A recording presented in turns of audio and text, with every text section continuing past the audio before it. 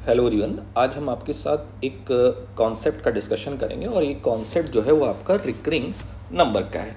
अब recurring number क्या है, जिसको हम कहते हैं आवर्त संख्या, मतलब ऐसे नंबर जो कभी ख़त्म नहीं होते हैं उनको हम रिकरिंग नंबर कहते हैं। ठीक है, जैसे अगर हम यहाँ पर एग्जाम्पल बेस पर आपसे डिस्कस करें, जैसे मान लीजिए एक नंबर लिखा है 1/3। ठीक है, तो इसको अगर हम सॉल्व करेंगे तो ये 0.333 ऐसे चलता जाएगा राइट। तो ये कभी ख़त्म नहीं होगा, तो इसको जब ख़त्म नहीं होता तो इसको इस तरीके से लिख देते हैं 0.3 बार, और ये 1/3 के क्या होता है, इक्वल होता है। तो ये जो नंबर होता है आपका रिकरिंग नंबर होता है। अब ये होता क्यों है, ये 0.3 बार हम लिखते क्यों हैं, इसको क्यों लिखते हैं, इसका रीज़न भी जानेंगे, इसका शॉर्टकट भी जानेंगे, और एग्जाम में जैसे क्वेश्चन आते हैं वो भी जानेंगे। तो लास्ट तक अगर आप देखोगे तो आपको ये समझ में आ जाएगा कि क्या रीज़न है, क्यों करते हैं। तो सबसे पहली चीज़, किसी चीज़ का शॉर्टकट जानने से पहले उसका रीज़न जानते हैं। तो पहले हम आप एक बार क्यों करते हैं ये रीज़न जान लेते हैं, उसके बाद शॉर्टकट भी बताते हैं और कुछ क्वेश्चन भी कराते हैं। अब इसी क्वेश्चन को एग्जाम्पल बेस पे लेते हैं। जैसे अगर हमने एक क्वेश्चन ले लिया y = 0.33333 ले लिया, ठीक है, और इसको हमने इक्वेशन फर्स्ट मान लिया, राइट।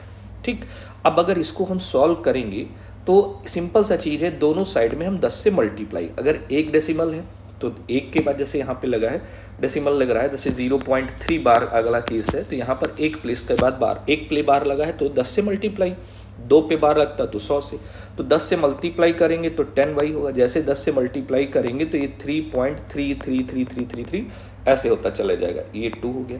अब हम क्या करते हैं, सेकेंड इक्वेशन से फर्स्ट इक्वेशन माइनस करेंगे, तो 10y में से y जाएगा तो हो जाएगा 9y, और 3.33 में से घटाएंगे तो केवल और केवल आपका बचेगा 3, क्योंकि ये वाले नंबर सेम है, हट जाएगा पॉइंट वाले, तो y की वैल्यू क्या हो जाएगी, 3/9 हो जाएगी आपकी, तो ये क्या हो जाएगा 1/3। तो यहाँ पर y की जो वैल्यू हो जाएगी 1/3 हो जाएगी, और y 1/3 किसका है, 0.33 बार है।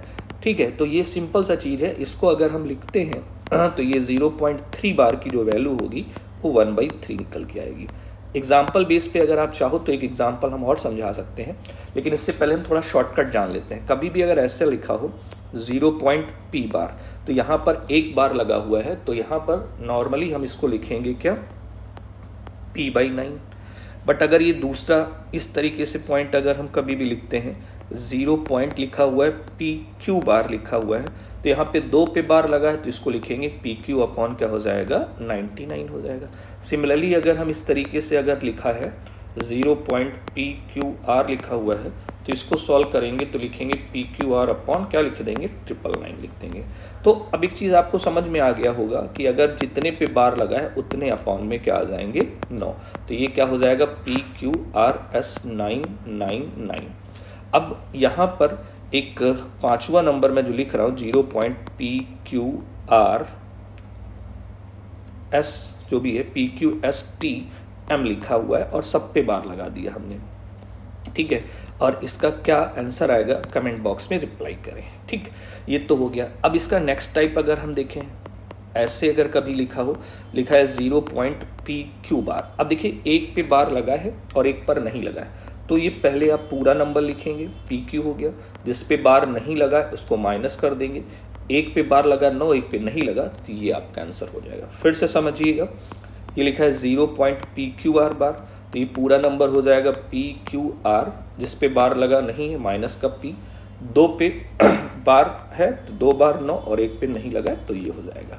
एक और समझ लेते हैं, जैसे ये लिखा है 0.PQRS, इस बार हमने क्या किया, 2 पे बार लगाया, तो ये हो जाएगा PQRS माइनस का PQ हो गया, 2 पे बार लगा 9 और 2 पे नहीं लगा तो 0, इस तरीके से चेंज करेंगे।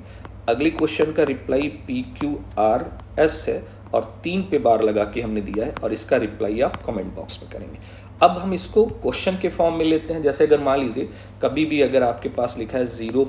क्या लिखा हुआ है 23 बार, ठीक है, क्या लिखा है 0.23 बार लिखा है, और इसको आपको फ्रैक्शन में चेंज करना है। ठीक है, तो अगर आपको फ्रैक्शन में चेंज करना है तो नॉर्मली इसको क्या लिखेंगे हम, 23 लिखा पूरा नंबर, 3 पे बार है, जो नंबर जिस पे बार नहीं होता इसको माइनस करते हैं, ये 3 आपका गलत हो गया, इसको नहीं, 23 माइनस का क्या हो जाएगा 2 हो जाएगा, और ये 9 और ये 0, 23 में से 2 जाएगा 21 बाई क्या हो जाएगा 90। इसको और सिंप्लीफाई करें तो 3 7 3 30, तो ये हो जाएगा 7/30 आपकी फ्रैक्शनल वैल्यू हो जाएगी, मतलब 7 बटे क्या हो जाएगा 30।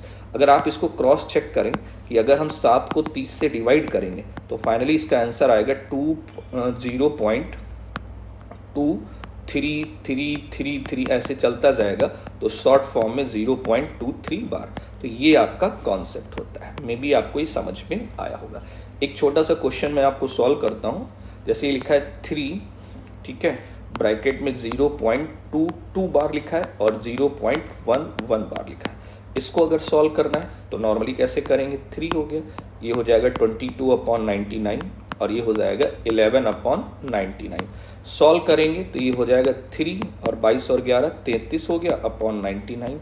सॉल्व कर देंगे, फाइनली आपका आंसर क्या आ जाएगा 1 हो जाएगा। एक क्वेश्चन हम आपको दे रहे हैं, इसको आपको सॉल्व करके कमेंट बॉक्स में रिप्लाई करके बताना है। ये क्यूब रूट लिखा हुआ है, ठीक है, क्या लिखा है, क्यूब रूट आपका 0.0, ठीक है, और ये लिखा है 37 लिखा हुआ है और इसके ऊपर बार लगा हुआ है, ठीक है। इसको सॉल्व करके आप रिप्लाई कमेंट बॉक्स में करें क्या आएगा।